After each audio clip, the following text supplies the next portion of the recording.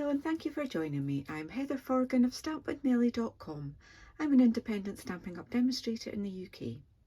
Today I want to show you how to use these new butterflies and flowers masks, and I've got a couple of tips for you. I'm going to use the butterfly, and it does have another one that you can layer on, but I don't want to use that. I'm going to use something completely different. So there's a matte side and a shiny side. I like to keep the shiny side up, and I have just used some post-it note tape or sticky note tape, because it's not post-it, just to cover up those pieces that I don't want to use. Okay, now I've got a layer for my card. I've already got a card base and a colour layer on top, so I will be using polished pink and fresh freesia. So I'm going to decide where I want my butterfly to be on this layer. So for instance, I could put it down in that corner there, or I could put it on this corner. Totally, I think I'll do it that way actually this time. So I've got my Stamparatus here, and I've taken the plates off because I'm not going to be using them, but I am using the magnet from it. So the base is magnetic, so once you've got your magnet there, it's going to hold that well and truly in place. That way you don't have to be sticking lots of things down. But I do want to make sure that I've covered up this area here, so I'm just using good old post-it notes for that. And again, I could have used post-it notes for that. The post-it tape is just a little bit more flexible because you can have larger, thinner bits or whatever. So just covering up all of those white bits there.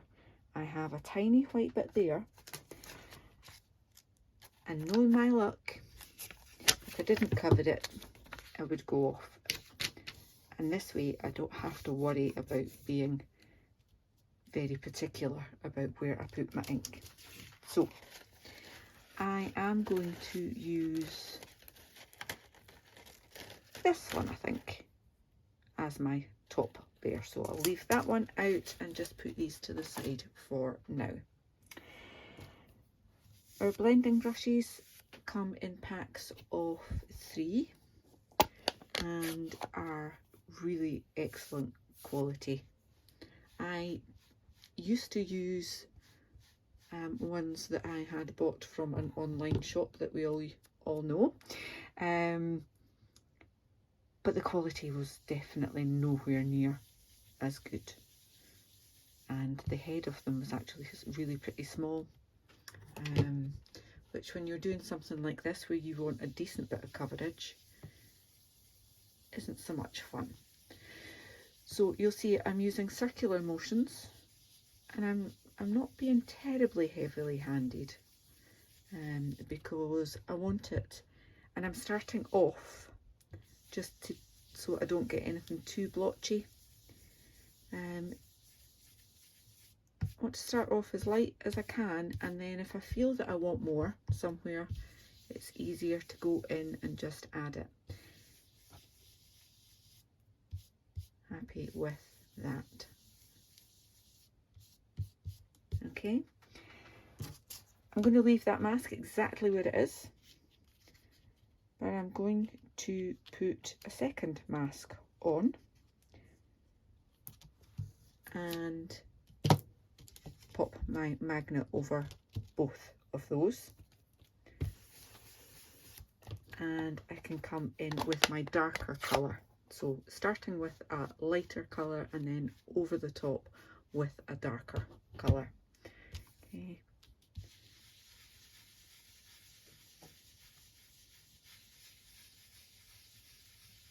Again, just with those circular motions and not putting too much pressure on it.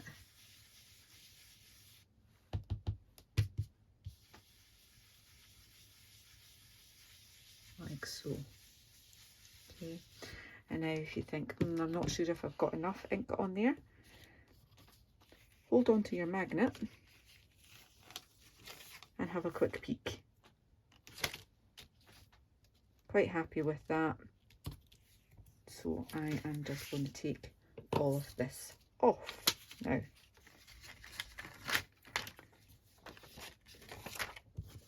This is the bit that I want to keep. I want to rip my card with post-its. There we go. And I've got another little piece of card that I am going to stamp. Now, I had originally done a birthday one. I can't show you it because I've sent it to someone.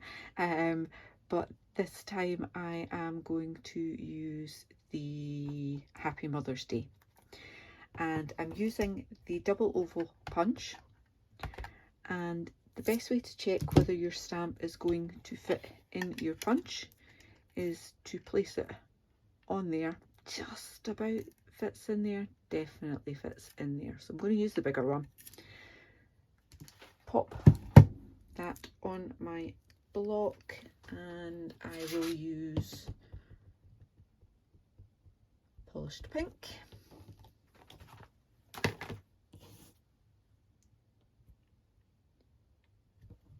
Oops. Try that again, just as well. Card has two sides, eh?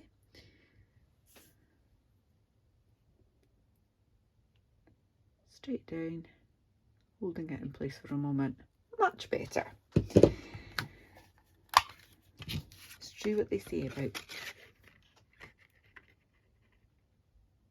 having too much haste.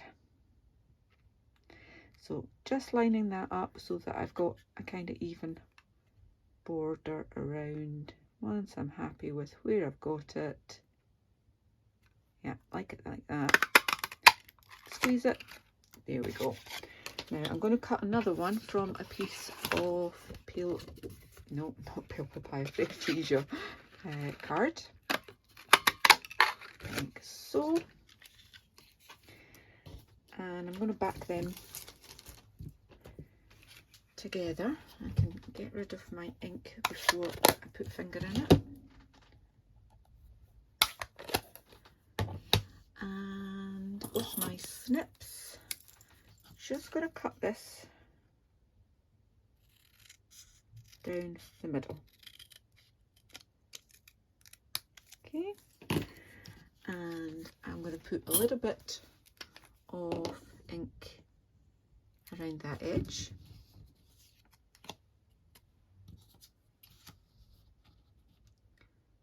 And place it down with just a nice little edge there, and then I can do the same, adding some glue around that edge,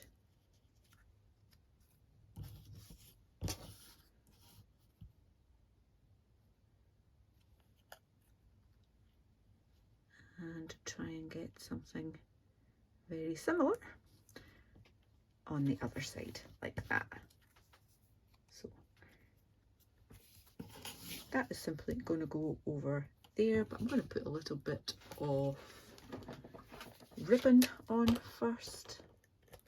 Just pop that there for now. Just a little bit like so, and some dimensionals that I put in a safe place, couldn't find them. Oh, one there.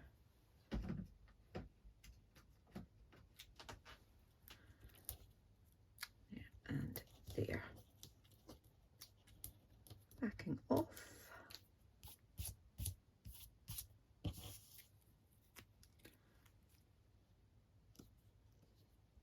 Happy Mother's Day on there. Oh, I've kind of frayed that ribbon a bit there. It's all part of the creativity. and then add that on to my polished pink layer onto my card base. And final little touch is to add some bling. And I think I'm going to use some of these beautiful polished dots. Haven't used these yet.